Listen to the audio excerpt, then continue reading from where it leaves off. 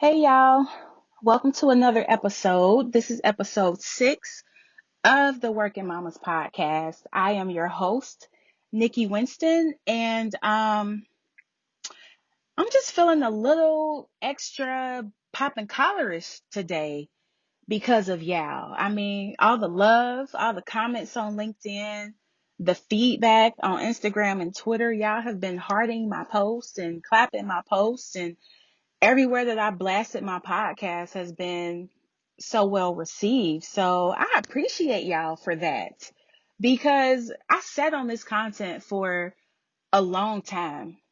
And for whatever reason, I kept talking myself out of doing it, out of recording. Um, some of these episodes I wrote months, even years ago. Some of them I wrote while I was still studying for the CPA exams in the middle of the night when I was on a study break. So I get excited about this kind of stuff and I get excited to share it with y'all because sometimes writing this stuff was what kept me engaged and kept me studying when I was going through probably a very challenging time as far as trying to pass these exams. I mean, it was just such an emotional roller coaster. So this is cathartic for me in more ways than one. Thank you all. Keep listening, keep sharing. I love that y'all are loving this. So you know what that means. I'm just going to record way more episodes. So if you have a topic that you want me to talk about, whether it's accounting and finance for small businesses, for freelancers or entrepreneurs. If you have a career question, whether you're a new graduate and you're trying to figure out how to make your presence known at your new job, if you're ready to go for that new promotion, really just whatever you want to talk about in the accounting, finance, CPA exam questions. I feel like I need to do another CPA exam Q&A, just based on some conversations I've had with students this week, but that's another topic. But just know that there's more to come. I'm really glad that y'all are digging this. So thank you for the love. And I mean, before I jump into today's topic, I just want to say that I tried to put this show in a podcast box, but it just wouldn't fit. I read so many books and did research about editing and how to do it the right way and which microphone was the best and trying to figure out what my core conversation would be about. Would it be just accounting and CPA stuff? No, because that shit is dry. If if you're not somebody like me that loves it, it's dry, it's confusing, it's complex, and that's why y'all hire us for our expertise. So would it just be the life of a busy working mom? No, because I know that a lot of you are entrepreneurs or working in corporate America and you may not have children yet. So that really didn't work. Would it just be small business tips, personal finance, and career combos? And then I said, you know what? It's going to be all that.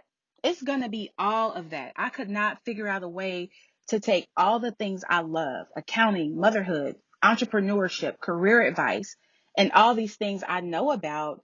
I couldn't fit it in a box. But this is what I'm doing. I want everybody to take something away from the WERKin Mommas podcast, whether you're a new professional, whether you're a busy mom and you're trying to figure out this work-life balance bullshit that doesn't even exist anyway. If you desire to be a CPA, um, if you're an entrepreneur or freelancer, this is definitely the podcast for you to come and get some knowledge and go back into your life and your business and make some things pop. So that's just everything you're gonna get. I asked y'all, what do y'all want me to talk about? Because that's really where this came from. People who pushed me and motivated me to do this. So I'm excited to do this. The episode today I'm doing for an entrepreneur who asked me to do it. And that's a perfect segue because today we're talking about credit. And initially, I called this episode Financial Education for Millennials because y'all know how this world do. I'm a millennial too. Y'all know they like to throw the book at us just because we see, think, and do things differently than the norm. or than the tradition. But the more I got into it, I felt like this is applicable to more than just millennials, mostly to millennials. That's my core audience for the most point, but for the most part, but definitely some important and relevant information for anybody, regardless of your age. So I want to talk about good credit, bad credit, what it is and what it ain't. And I think that's what people get misconstrued the most is really trying to understand what credit really is. So, like I said, it's not just a millennial issue, but I was just reading up on some stuff and I was listening to NPR, and I heard so many statistics about over half of millennials living paycheck to paycheck. Like 62% of us are living paycheck to paycheck, and only about a third of us feel financially secure. And then I saw another article talking about all of the financial support, or I think it was like the top 10 things that millennials get financial support from their parents on. And this was stuff like student loans, I mean, toiletries, come on, car insurance, your rent, your mortgage, your cell phone bill. Cell phone bill was the number one thing. And I was just flabbergasted. Like, my parents have not paid my cell phone bill since I was like 14. Like, who mom and daddy still paying their cell phone? Who is paying y'all mortgage payments? I mean, come on. I just could not digest that at all. And for clarity, the report defined the millennials as anybody from ages 23 to 38. So I know sometimes that age group is a question and gets debated too. So I'm just putting that out there for clarity. But I want to put some context around this because we're often compared to baby boomers. A lot of this is in comparison to this is very much an apples to oranges comparison, comparing a boomer to a millennial. We have two different sets of problems, two different types of lifestyles. We as millennials are dealing with more consumer debt than ever. Student loans make up a large part of that. So we start out in jobs that may not be the job that we intended or the job that we went to school for. Less income, fewer pay raises, just so many things to factor in. We like to pay for our time and pay for experiences that baby boomers don't really trip about. I mean, they might take a nice vacation once a year. We like to go every month, every week if we can. So just a lot of different factors to consider. We eat out more. I mean, I'm a person that loves to get in the kitchen, but I love to throw down, but sometimes I love to go to a nice restaurant. And part of it is because of where I live. I live north of Atlanta, and this area specifically has a lot of local amenities. I need to find my water. I do not have my water today, y'all. A lot of amenities, rising cost of living, these lower salaries. We are really out here.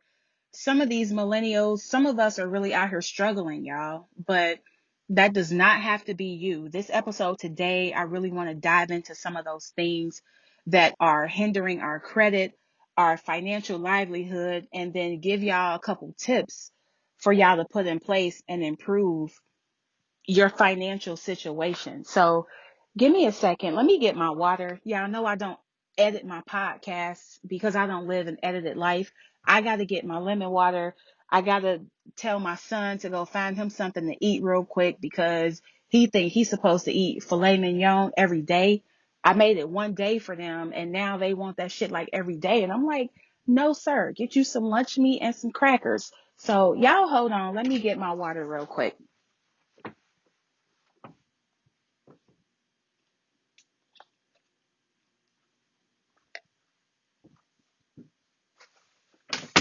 Okay. That is much better. So where are we at? Okay, we talking about credit. I feel like I need to do a master class on credit because your credit impacts so many areas of your life, and not having a good credit score can keep you away from a lot of things you want, that house, that car, that job, insurance, opportunities. Hell, it can keep you out of rooms that you want to be in. Why is that? Because credit is a tool. It gives you access to people, to places, to things you may not be able to get if you have bad credit. So, what credit is not extra money, an emergency fund, or any excuse to buy those shoes that are on sale. We have all done it. I know I have. And I think that's where a lot of us go wrong, in that we don't really understand what credit is. Some people have this misconception that they get a credit card in the mail and they can go ball out. Or some people don't even use credit at all because they're afraid of it, or they feel like it's a bad thing.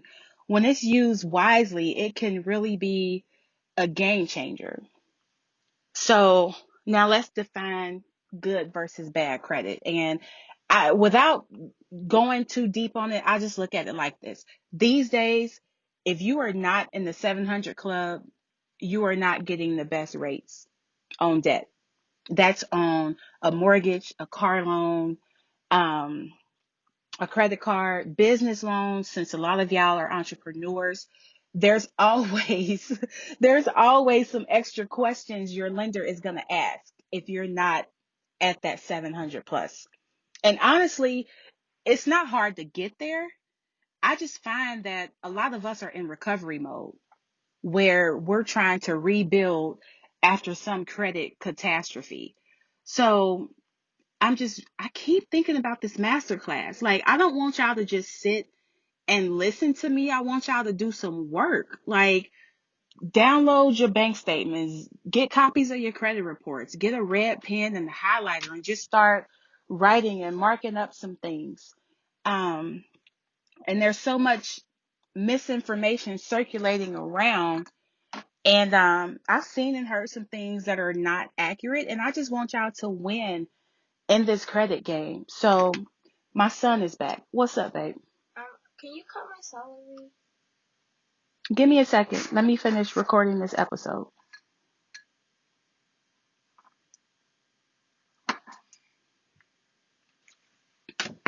Jesus, y'all, the life of a busy working mama. So like I was saying, I want y'all to really win and really be informed about the right things and the wrong things to do when it comes to managing your credit and being responsible with it. So I'm going to tell y'all some things. I think I am going to do this masterclass. I'm going to start working on it tonight. Just really deep dive into this topic, because this is where we are just so disadvantaged as African Americans, as women. We just get so caught up in being misinformed and maybe adapting some financial habits that we picked up in our childhood that were not necessarily the best. So first and foremost, most important thing is to pay your bills on time. And there's really, there's no explanation. There's no deep dive needed there. This is the easiest way to at least maintain the score that you have so that it doesn't drop any further. Just pay your bills on time. Get in the habit of doing that. Next, pay your bills more. This helps to build your credit score, and it even helps with your cash flow and keeping money in your pocket. So I like to talk in examples to help y'all make sense of this. So let's say your cell phone bill is $100 a month. You pay $100 on the 5th of every month. Instead of paying that $100 at one time, pay $50 every 2 weeks. That's how most people get paid anyway, get paid every 2 weeks. But this is especially true with your car payment or your mortgage payment, any debt that you have where there's interest involved, because the more often you pay it, the less interest you will pay. So another example, let's say you're a homeowner, you have a mortgage payment that's $1,000. If you pay $1,000 on the first of every month in a year, which is 12 months, you've paid $12,000 a year. Or another way to look at that is there are 52 weeks in the year. So every 52 weeks, you've paid $12,000 on this mortgage. Now, let's say you take this same $1,000 mortgage and you pay $500 every time you get paid, if you get paid every 2 weeks, right? So in a year, in 12 months' time, you will have paid $13,000, all because you paid your bills more. So let's break this down, because I don't want y'all to get confused. I don't want y'all to say, what the hell is she talking about? It's just basic math. $1,000 times 12 months, which is equivalent to a year, is $12,000. So if you pay that bill on the first of every month, you will pay $12,000 in a year. Now, there's 52 weeks in a year. If you get paid every 2 weeks, that means you get paid 26 times a year. So I'm gonna pull out my calculator, because I put this post on Instagram. Like, accountants can do some of the most complex math in our heads, and we will break out the calculator for the simplest thing. So 26 pay periods in a year. If you get paid every 2 weeks and you pay half of your payment every 2 weeks, 26 times $500, which is half of the $1,000 mortgage payment, is $13,000. So right there, you have paid an extra $1,000 towards your mortgage just by recalibrating your cash flow, just by making your money work for you. And it might not sound like a lot, but $1,000 a year for 15 years or 30 years on a mortgage, that's over $30,000 that you have saved when you factor in compound interest. So your principal balance will decrease a lot faster. Same methodology with a car. If you have a car payment that's $300, you pay $300 a month for 12 months, you pay $3,600. You get paid every 2 weeks, and instead you pay $150. I'm still on my calculator. $150 every 2 weeks for 26 weeks. That's $3,900. So you have basically just made an extra car payment. So this paying your bills more helps to lower your overall balances, which in turn helps to lower your debt to equity ratio. And your score can go up just from having a lower debt to equity ratio. Now, the other thing I want to say about this is, if you do choose to switch from monthly payments to bi-weekly payments, you have to kind of ramp it up in the beginning so that you are always ahead of the game and you don't get hit with the late fees. So let me go back to the mortgage situation. Let's say that this is June. So let's start with July. July 1st, your $1,000 mortgage payment is due. If you want to do this, I would advise you to go ahead and pay your $1,000 full mortgage payment on July 1st. Okay. When you get paid on July 15th, start working on August. Pay $500 towards your August payment. And then when you get paid on the 31st of July, pay another $500 towards your mortgage payment. That way, you always ahead of the game. You don't have to worry about getting hit with any late fees or negative credit reporting or anything like that. So you're kind of in a prepay status all the time, but that goes back to the most important point is paying your bills on time. If you pay it in advance, you don't have to worry about falling behind. And again, it might look better for you in your bank account if you pay $500 in one pay period and $500 in another period, instead of paying $1,000 at the first of the month, when you probably got gas, electric, water, cell phone, groceries, gas, kid expenses, all this other stuff that's due. So, like I said, I want y'all to win out here in this credit game and really get your money together. So, lastly, this is the one that gets debated a lot, and it's about managing your credit card balances. And you might have heard people say to pay off your credit card balance in full each month. But me, I advise that you don't do that for two reasons. Now, stick with me on this. Now, I like to talk in examples, like I said. Let's go back to this $1,000. Let's say you have a credit card that has a $1,000 limit. And you're one of those people that you like to run up your card, then pay it off at the end of the month. You're like, you know what, I'm good because I pay it off every month. So let's say over the next 2 weeks, you charge $980 on this card, right?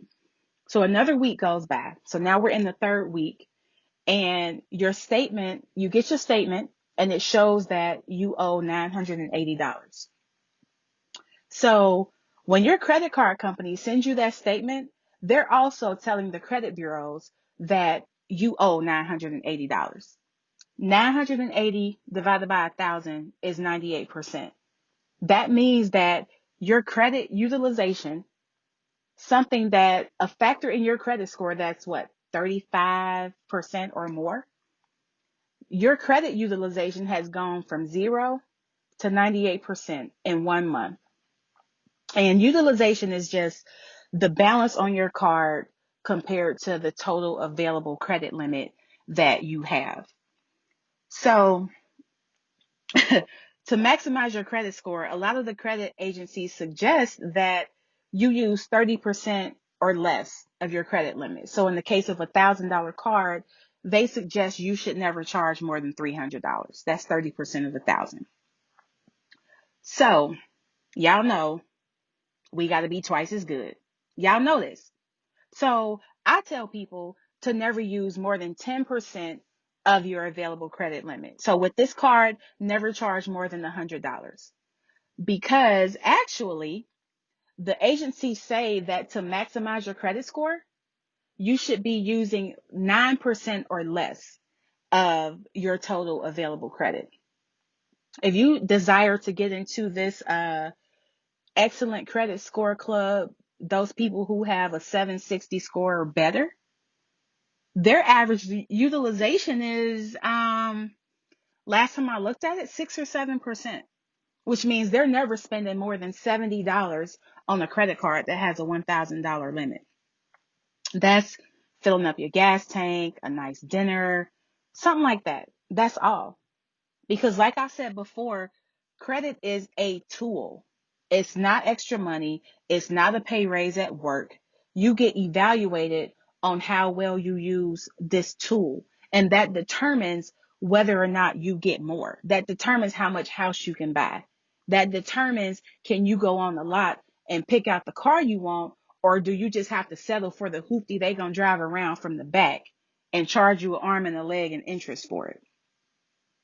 It determines whether or not you'll get a job. I work in accounting, dealing with millions, billions of dollars, accessing confidential information. So credit checks are necessary in the accounting and finance space.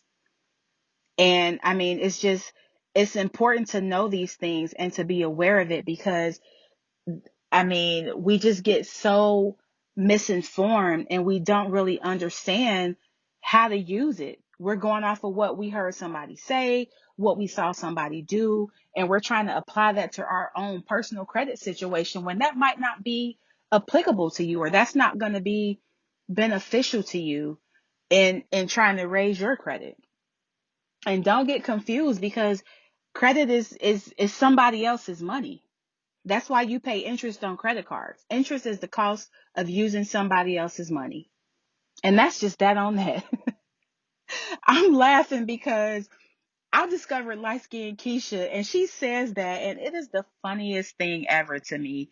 I watched her and her guy, they have a video series where they talk about their relationship, and they go behind the scenes on their shows and stuff, and they just seem so cool. They are definitely funny. So that just kind of cracked me up. But off the tangent, back on credit. So the second reason I say not to pay off your credit card balances every month is because if you if you pay your balance down and you have a zero balance, some credit card companies might not even report that to the credit bureau. And if they do, they might do so on a quarterly basis. So if you're in underwriting for a house, or you trying to get your score up real quick, like in the next 30 days or something like that, if it's zero, it might not update for 3 months or more. And you got to understand, you have to look at this from both sides. Your credit card company has to pay the credit bureaus to report your information. So they don't really have an incentive to pay money to report a zero balance. They might say, well, her balance was $800 and yeah, she paid it off, but we not paying to report that in June. We gonna wait till September and report it once a quarter instead of once a month. They rather wait as long as they can because that's a cost savings for them. And that's also why, just something else to tell y'all real quick that I just thought of. If you have an account that maybe only reports to one credit bureau, usually when that happens, they only report to TransUnion. TransUnion must be the cheapest one. But if you have an account that only reports to one credit bureau, for example, they might choose to do that because it costs too much money to report to all three. So I tell people, as petty as this may sound, but it works. Whatever your balance is, let's say your balance is $200, pay $190. Pay your whole balance except like $10. That way, your creditor has to report your credit balance, even if it's $10. But that's also a great utilization. Even if you have a credit card that only has a $100 limit, if you got a $10 balance, that's only 10% utilization, which is where I told y'all should be anyway. So you got to really understand these things and look at this from both sides of the coin. I know that we all want our scores to go up. We're trying to get collections and stuff removed, and going through these credit repair agencies, you really don't need to go through a credit repair agency. And, you know, don't at me, don't say, but well, I do credit repair and you this, and this. Listen, I am not going to pay somebody and give them my personal information for them to fix my credit, and it's not even guaranteed that it's going to work. So a lot of this is just financial literacy, not knowing.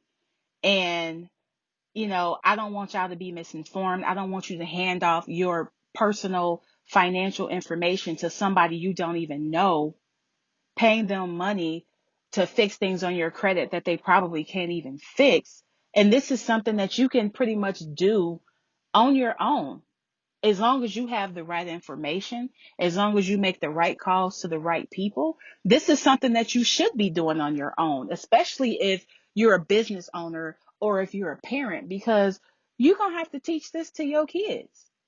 You don't want to have this, you've built up this stellar credit history and you have nothing to tell your kids. So when they get to be teenagers and young adults and they start messing up money and they don't know, what are they going to do? They're going to have to repeat the cycle and go through being in the 4s and the 500s with the credit score and having to go through this baptism by fire thing and rebuild and deal with overdraft fees and frivolous spending and living for the moment and buying things that don't generate a return. I mean, that's what we do in our 20s. But if I can do anything to prevent my kids from making all the financial fuck ups I made, I'm definitely gonna do that. So, I just wanted to put this out there. I hope that this was helpful for y'all. I'm glad to answer any questions you might have about credit. I really am sitting here thinking about creating a masterclass for this where we're pulling some bank statements and we're looking at credit reports and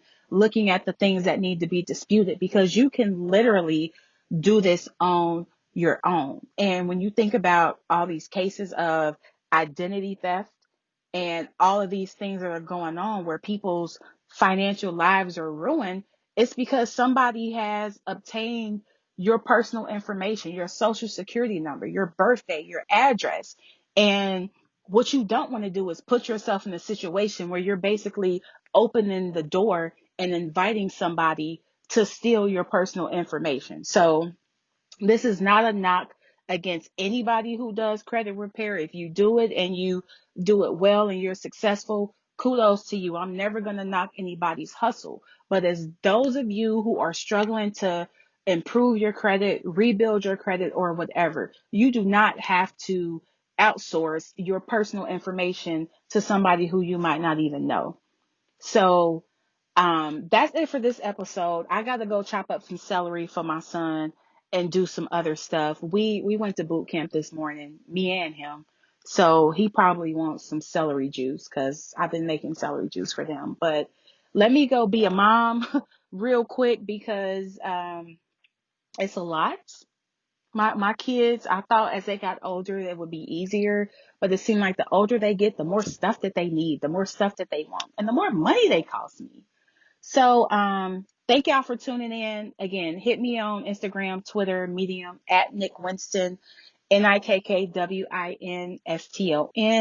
I'm on Instagram and Twitter the most. Shoot me an email, hello@nickwinston.com. Glad to chat with you, answer any questions you have about this episode, about upcoming episodes and topics that you want me to talk about. And of course, share this with your friends.